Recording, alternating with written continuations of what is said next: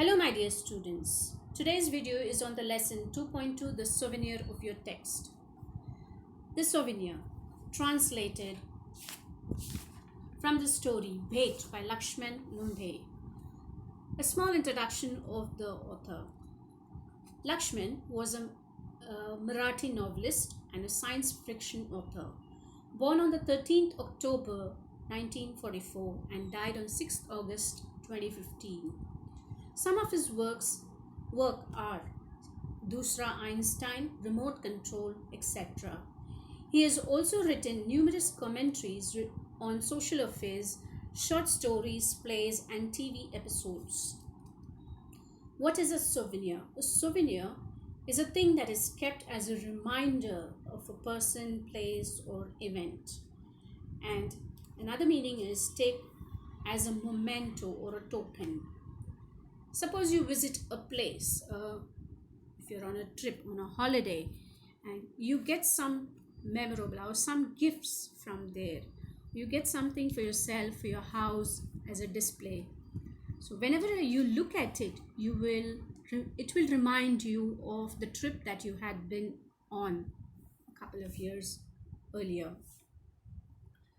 So this lesson, the souvenir, with the tip of her nose pressed to the window of the space shuttle, Siley sat gazing at the view outside for so long. Still, she didn't seem to be contented.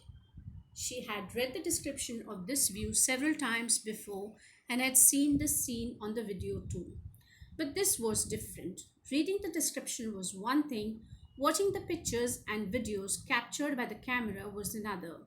But getting an opportunity to view that amazing panorama with your own eyes, being present physically right in the midst of it, was indeed an out-of-the-world experience. No matter how long she sat gazing, her awe and wonder did not seem to abate. So she was really very excited what she felt. She was now, at the moment, she was sitting in the space shuttle and pressing her nose through the window.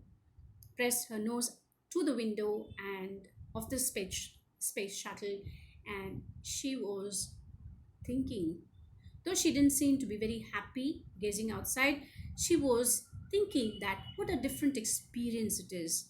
Reading it in the books, watching it through videos was one thing, and experience sitting there was another experience. So it was an amazing experience for her, and being present was something which she could not express very much, and it was very difficult. And out of the world experience, the panorama, the view was totally amazing for her, and it was very difficult to express which the experience that she was at the moment experiencing. The earth gradually appeared to get smaller and smaller in the sky. The azure blue sky was now looking jet black. The clouds had disappeared. The stars were shining bright. So as the earth appeared to get smaller, because the space shuttle had already started off and it had already zoomed into the sky, and she could see that the bright blue sky had suddenly become dark, which was looking jet black, and the clouds also suddenly disappeared, and all she could see was just the stars that were twinkling. This trip to the moon was exorbitantly expensive. Exorbitant means really very, very excessively expensive.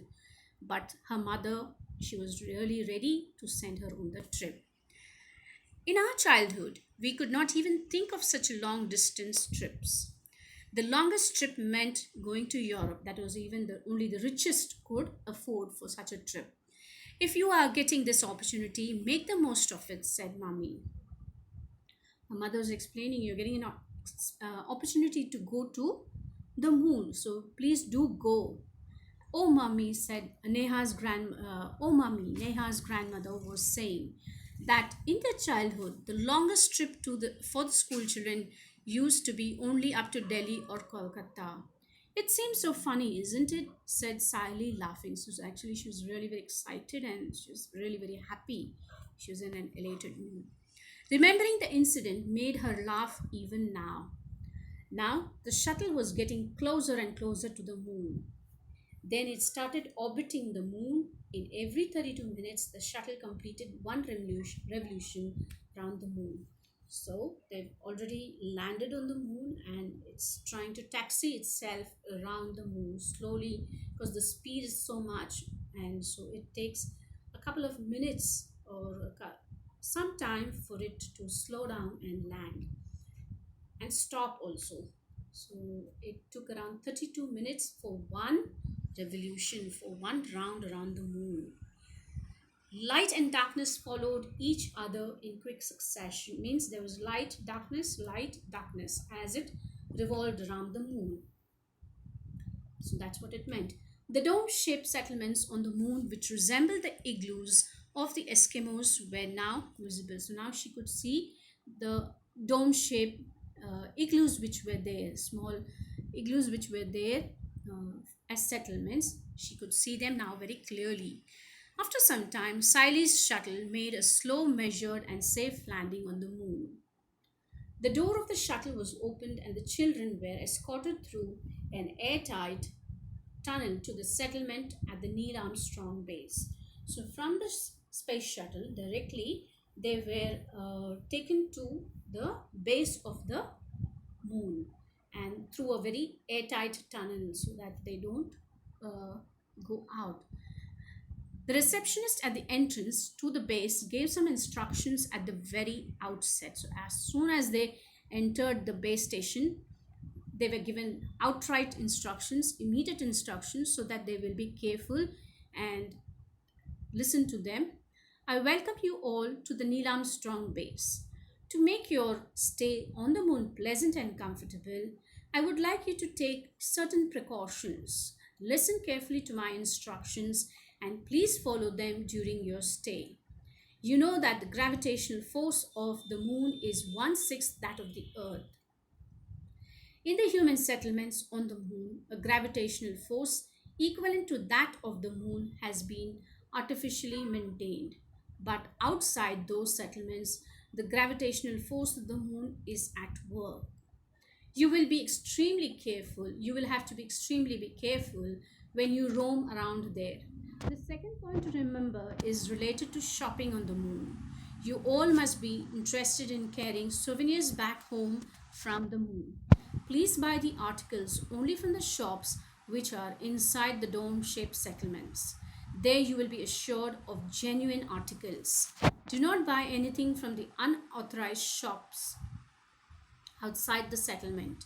If you wish, I wish you a very happy and pleasant stay on the moon. So, as the instructions are given, you can say that the person, the receptionist, is saying, giving especially two instructions and precautions, saying that listen carefully and you must follow them well. Saying that first, the gravitational force of the moon is one-sixth of the earth, and in the human settlements on the moon, the gravitational force is equivalent to that of the earth inside those igloos. So whatever you do, you can go there, you are safe there, you can shop around there. So if there are any, if there's anything that you wish to buy it only from those igloos, from inside those igloos, not the people those who are selling, not from those people those who are selling outside the igloos, because the gravitational force there is different of the ones that are inside the igloos. A jam-packed 3 days program awaited the children on the moon. So they had a 3 day program, and according to them, according to the Earth's calculation on the moon, there were 15 days of daytime and 15 days of nighttime. The 3 days of the trip were going to be part of the nighttime on the moon. So over here, saying that it was a 3 days program, and according to the calculations, so there are every 15 days there is daytime and nighttime, and they have come on a time when it is nighttime. One of the most important programs of the first day was to sky watch, watching the sky. On the earth, it was usually foggy and the stars can be seen rarely and only very faintly. So you could see them from the earth, they're just very faint. But here there was no atmosphere on the moon. On the dark background of the moon sky, the stars shone dazzling bright. So it was the background was totally dark and the stars were shining very brightly. The most attractive view was that of the disk of the earth. In the moon sky, the earth looked 13 times bigger than the moon in the earth's sky. It was also 70 times brighter. It was really much brighter. The earth's light fell on the moon. This beautiful, enchanting view made Siley and her friends very ecstatic. So they were really extremely happy seeing this view. It was just beautiful, which probably they couldn't explain it unless and until felt. They fell asleep feeling happy, excited, and comfortable at the same time. They were really happy that they had come and experienced such a thing. The second day's attraction was the circus on the moon. One unique feature of the circus was the seating arrangement. The spectators were made to sit inside the tent. Generally, how the circus is, the gymnast and the whoever are there, they will be inside the circle, and the spectators sit around that arena like. But here, it was totally different. All the spectators sat inside the igloo and the gymnast and the others performed outside on the moon's gravitational force. So the spectators were very safe inside the uh, igloo, were made to sit in the tent, and the circus was going on outside. High jumps and long jumps were the special attractions. One gymnast jumped 27 meters high. On both the days, besides the main attractions, much time was reserved for visiting the various settlements there. So there was a time given where the main attraction was to go and visit the settlements there. It was expected that the students should spend some quality time for self study. The teacher had assigned them the task of writing an essay on how they spent their time on the moon. So the teacher also gave them homework where they should not only note down of the experience they had experienced, but also to write an essay on their experience, which places they visited, what did they observe, etc. Siley and her friends had traveled far and wide and had done a lot of sightseeing. Even on the moon, they went and did sightseeing. On the third day, their teacher took them to a place of historical importance. Just imagine a place of importance, historical importance on the moon. And what is that? 100 years ago, Neil Armstrong had landed at this place. Everyone was looking forward to visit to the historical monument. Excuse me. It was the oldest place in the history of man on the moon. The first footprint of Neil Armstrong was preserved on the moon land. Beside the footprint was a grand statue of Armstrong. At the base of the statue were carved the first words uttered by a human on the moon. One small step from man, one giant leap of mankind. The next attraction for the children was that they were going to wear the spacesuits for the first time. Then they were going to roam outside, experiencing the gravitational force of the moon.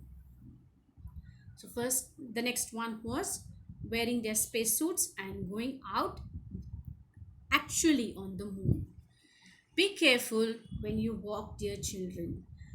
Don't run or sprint, you will fall, the teacher was warning repeatedly. But who was in the mood to listen? They hopped, jumped, and ran around. Buy ornaments specially made from the stones on the moon. Very cheap, cheaper than those available in the shops in the settlement. Cheaper and better. At least have a look. The roadside shopkeepers screamed at the top of their voice. Buy, sister, buy. I'm selling these earrings really cheap. Saying this, he approached Sally and displayed the sets of shining stone earrings. Sally suddenly remembered her mother.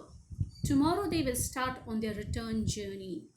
She had completely forgotten her mother in the last 3 days. She felt terribly guilty because she had forgotten her mother who had actually sent her on the moon on this trip. So there were roadside hawkers and shopkeepers shouting and telling, asking her to buy the things that they were selling. So just looking at the earrings, she remembered her mother, and she was actually feeling guilty that she didn't remember her 3 days. So her actual 3 days were full of excitement and something different. That's why she didn't remember anybody, I guess, even her mother. Buy these, sister, don't think much. Cheaper and better. Take it. Sally looked around. The other children had proceeded ahead. So she was actually way back. She was lagging behind, and all her friends had proceeded ahead. Come on, give me those red earrings. Quick. Sally pointed at them and asked, what's the price? So she was in a hurry. She did not think, she did not even heed to the teacher's warnings that they had given them. Only 1,000 rupees, replied the salesman. Sally immediately paid the amount, took the earrings, and ran to catch up with her friends. So she bought it in a hurry. That's called last minute shopping. On returning home, Sally told her mother very enthusiastically, Mummy, look what I have brought for you. Her mother picked up the earrings. She exclaimed, Hello, dear. How am I going to wear such heavy earrings?